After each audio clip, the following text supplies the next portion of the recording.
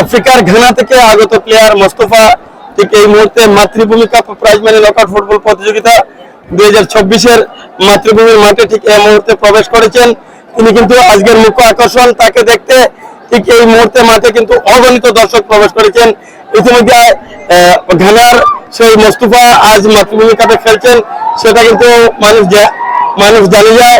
আর তার পরবর্তীতে এখানে অসংখ্য মানুষ কিন্তু মাঠে প্রবেশ করেছে। আমরা সেই ছবি আপনাদের সম্মুখে ইতিমধ্যে তুলে ধরেছি লাইভের মাধ্যমে।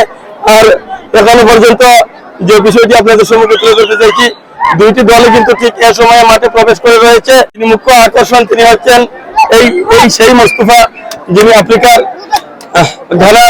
ঘানার ফুটবলার।